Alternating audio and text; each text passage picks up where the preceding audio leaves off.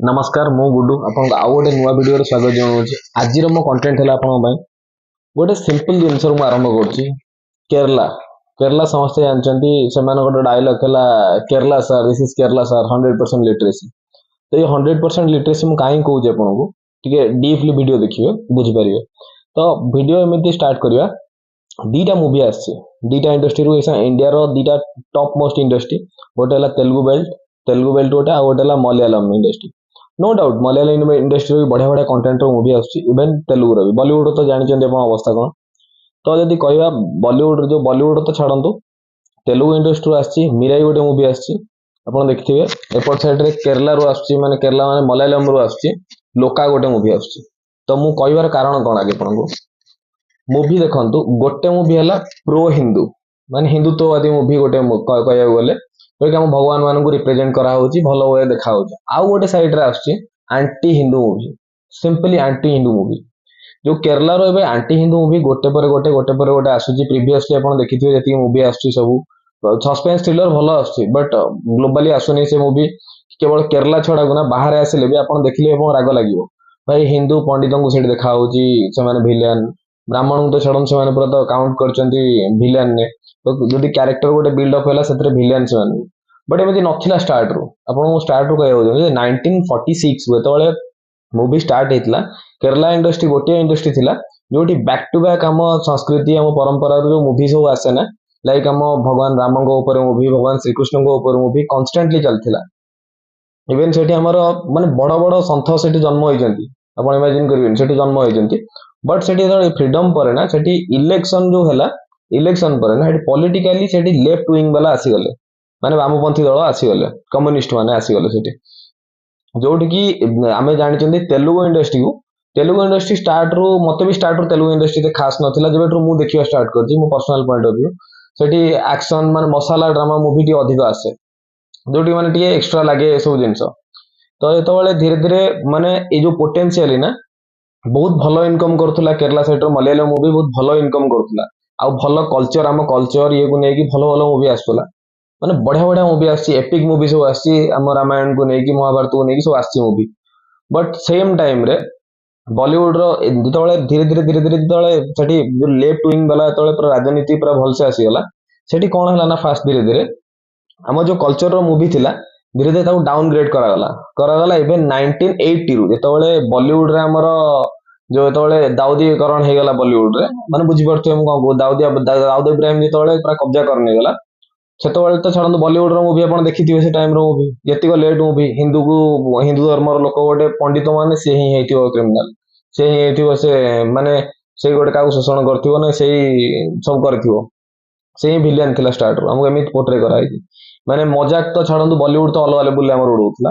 But same time रे आप Telugu industry देखिए आ मलयालम इंडस्ट्री मुझे कंपेयर कर हिंदी की साइड रे रखु सी छाड़ू आप देखु मार्क करेंगे एबे जो लेटेस्ट मूवी आसी 1980 मसीहा 1980s ये ईयर मन रखिथे ये भलसे पूरा लेफ्टिस्ट आसीगले जो कम्युनिस्ट शासन पूरा लागू होगा केरला रे पूरा भलसे से मैंने कौन कल ना धीरे से तेलुगु जो मलयालम इंडस्ट्री थिला मलयालम इंडस्ट्री को एमती बनईदे ये सब लेफ्ट वाला मूवी आसला माने तांको कल्चर जो हिंदू मूवी प्रो हिंदू वाला मूवी से बहुत आसला से पूरा हटेगी से धीरे धीरे धीरे धीरे आसीगला एपट साइड को आसीगले माने हिंदू को अपोजिट रे आसीबा तापर सेम साइड रे आपण जब तेलुगु इंडस्ट्री की मार्क करेंगे तेलुगु इंडस्ट्री फास्ट से नथिला बट तेलुगु इंडस्ट्री धीरे धीरे पोटेंशियल जानीगला बॉलीवुड रो जो छाड़ू धजिया उड़ीगला धीरे धीरे उड़ला कोविड पर ठारू आपण मार्क करंतु तेलुगु इंडस्ट्री देखंतु आ आपण मलयालम देखंतु मलयालम तो पूरा प्रो आपणकर अलगा जानतु मु ना धरवा चाहूनी मु कोनोसी धर्म को डिसरेस्पेक्ट करूनी फास्ट रो कहि दोची बट मो धर्म भाई मो पय इंपोर्टेंट तो तुम्हें जो मूवी आणुच जहाँ भी आणुच ना आमको कौन सोशल मेसेज दूचे तो आप तेलुगु इंडस्ट्री देखु तेलुगु इंडस्ट्री आप देखु 2015 मसीहा गोटे मूवी आसाला समस्त मन थी समस्त टिकेट ब्लैक रे किनी बाहुबली द एपिक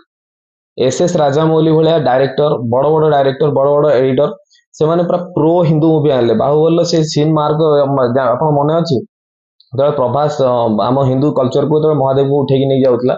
से मूवी तापर धीरे धीरे आरआरआर आसला ଆପଣ ଦେଖିଥିବେ RRR ସେ ଟ୍ରାନ୍ସଫର୍मेशन ଯେତେବେଳେ ହେଇଥିଲା ରାମଚରଣଙ୍କର ଟ୍ରାନ୍ସଫର୍मेशन ହେଇଥିଲା ରାମଙ୍କ ଉପରେ ଶ୍ରୀରାମଙ୍କ ଉପରେ ଟ୍ରାନ୍ସଫର୍मेशन ହେଇଥିଲା କି ଆପଣ ସେଇ ଟାଇପର ଯାହା ବି ମୁଭି ଏବେ ତାଙ୍କ ଲାଟେଷ୍ଟ ଆସୁଛି ଯାହା ବି ଆସୁଛି ସବୁ pro movie pro Hindu movie. ଆଉ ଗୋଟେ ସାଇଡରେ ଦେଖନ୍ତୁ ମୁଭି ଭାଇ ତୁମେ କିଛି ବି କର ୟାର ତୁମେ ପଲିଟିକାଲି କିଛି ବି ତୁମେ ଭାବ ବଟ୍ ତୁମେ ଗୋଟେ ପର୍ଟିକୁଲାର ଧର୍ମକୁ ନେଇ କଣ ପାଇଁ ମୁଭି ଏମିତି ବନଉଛ ୟାର।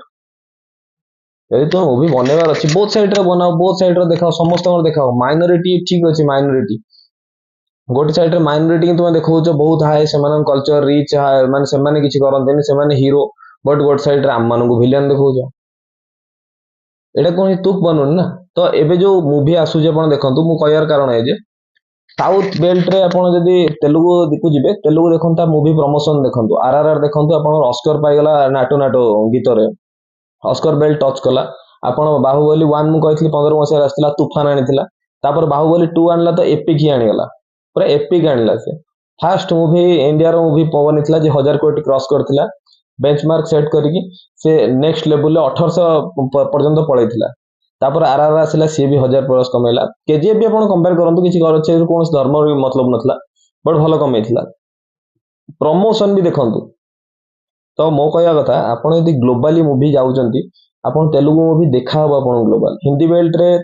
ଆପଣ ପୁଷ୍ପା ରିସେଣ୍ଟଲି ଆସିଥିଲା ତ ଦେଖନ୍ତୁ ସେମାନେ ପ୍ରମୋସନ ବି କୋଉ ଲେବୁଲର ହେଇଥିଲା ଯେ ଆପଣ ପ୍ରମୋସନ ବି ତାଙ୍କର ଆସିକି ସେମାନେ ସେ ସାଉଥରୁ ଆସିକି ବାହାରକୁ ଆସିକି ଆପଣ ପଟନାରେ ତାର ସେ ଲଞ୍ଚିଂ କରେଇଥିଲେ ମୁଭି ଆପଣ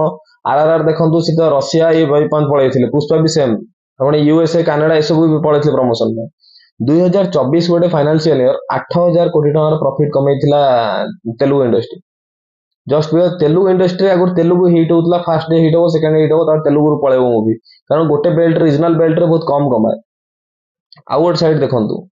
ଯୋଉ ମଲୟାଲମର ମୁଭି ସେ କପି ହେଇଯାଉଛି ୟାର କଣ କପି ହେଇଯାଉଛି ଅଲଗା କରିଦଉଛନ୍ତି ବଢିଆ ତାଙ୍କ ମାଇଣ୍ଡ ସେଟ୍ ବଢିଆ ମୁଭି ବଢିଆ ବନଉଛନ୍ତି ବଟ୍ ତୁମେ ଯଦି ଗୋଟେ ପର୍ଟିକୁଲାର ଧର୍ମକୁ ଟାର୍ଗେଟ କରିବ ତାହେଲେ ତମକୁ ଗୋଟେ ବେଲ୍ଟ କାହିଁକି ଦେଖିବ। ତ ଆପଣ ଗୋଟେ କଥା କୁହନ୍ତୁ ମତେ ଆପଣ କେବେ ଯାଇଛନ୍ତି ମଲୟାଲମ ମୁଭି ଦେଖିବା ପାଇଁ ଯିବେ ସିନେମା ହଲ୍ ହିନ୍ଦୀ ଡବରେ ଆସିଲେ ବି ଯୋଉଠି ମତେ ବେଜ୍ଜତି କରେଇବ ତୁମେ ସେ ମୁଭି ମୁଁ କାହିଁ ଦେଖିବି କୌଣସି ତୁକ ବନୁନି ନା। ତ ତୁମେ ଫେର ଗୋଟେ ମୁଭି ଆଣିଛ ଲୋକା ସେଟା ବି ଆଣ୍ଟି ହିନ୍ଦୁ ମୁଭି ଆଉ ଗୋଟେ ସାଇଡରେ ଆଇଛି ମୋର ତେଲୁଗୁର ଗୋଟେ ମୁଭି ତ ମୁଁ ତାକୁ କାହିଁ ନ ଦେଖିବି ମୋ ଭଗବାନଙ୍କର ଗୋଟେ ବେଲ୍ଟ ଅଛି ତାଙ୍କ ଇଏ ଦେଖା ହଉଛି ଭଗବାନଙ୍କର ମାନେ ଇଏ ଆମ କଲଚରକୁ ସେମାନେ ବଢଉଛନ୍ତି ତ ସିମ୍ପଲ ଜିନିଷ ଭାଇ ସେଇଥିପାଇଁ ତୁମେ ଗୋଟେ ଷ୍ଟେଟରେ ହିଁ ରହିଗଲ ସେଇ ୱି ଆର୍ କେରଲା ସାର୍